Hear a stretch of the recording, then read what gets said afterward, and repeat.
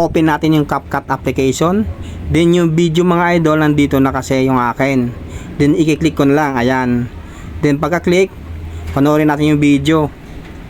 Ayan lang naman yung ginawa ko mga idol. Naglakad lang din, humawak sa noo. Ayan lang din. Kumuha tayo ng background yung walang tao. Ayan mga idol, yan. Okay na. Then forward natin konti. Bale dito mga idol, hintayin natin yung kamay natin nasa noo. Then diyan tayo mag-click. Yan, split natin yan mga idol. Ay, hindi pala split, freeze pala natin yan. Hanapin natin si freeze. Ayan mga idol, click si freeze. May freeze na tayong 3.0 seconds. Then balik tayo, overlay natin siya. Yan, nasa baba na. Ayan na mga idol, nasa baba na siya. Pagkababa mga idol, yan, gawin natin siyang 3.0 seconds lang. May 3.0 seconds na tayong ano doon. Then balik tayo dito sa taas mga idol. Ayan, hanap tayo ng background mga idol. Yung sinasabi ko kanina, gagamitin natin yan. Split. Then yung walang tao, split ulit natin dyan. Yan, delete natin yung sobra mga idol. Yan, delete natin yan. Delete natin yung ending. Yan, pati yung kabila, i-delete natin yan.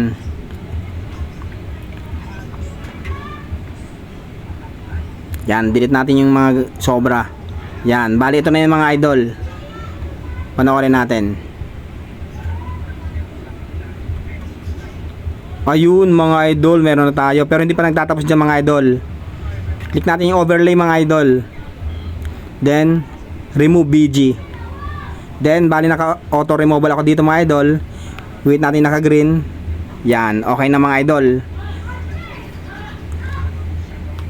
Yan, may ano na tayo, auto removal na ano. Then click natin ulit yan mga idol. Mag keyframe tayo. Yan, ganito. Lagyan natin keyframe, then sa kabila din lagyan natin keyframe. Oh, di ba? Balik tayo dun sa pinakaunang keyframe. Then pagka-click ng ano niyan, hanapin natin si opacity. Ito si opacity mga idol. Yan, click natin, then i-zero natin mga idol para mawala siya. Tapos yung kabila, click natin, graphs. Hanapin natin si bounce 1. Yun mga idol, si bounce 1. Yan.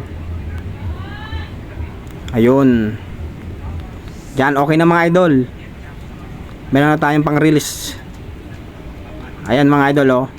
Yan. Bali punta tayo sa sounds mga idol. Maya maya hintayin nyo, pupunta tayo sa sounds. Pinapakita ko lang yung video. Yan oh. Yan, ang ganda mga idol. Yan, click lang natin yung mga ano. Then punta tayo sa audio, then sound effects, then teleport effect tayo mga idol. Hanapin natin si teleport. Ayan oh, sound effect, teleport. Then try natin to. Ayan oh. Ito, kabila din sa baba.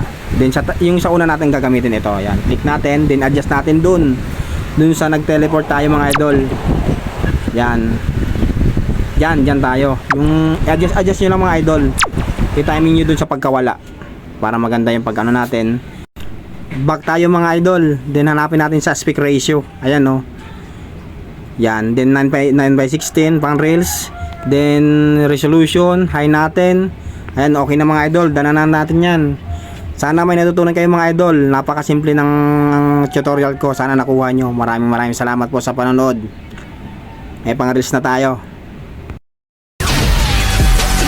Fuck me cause they know my cutty.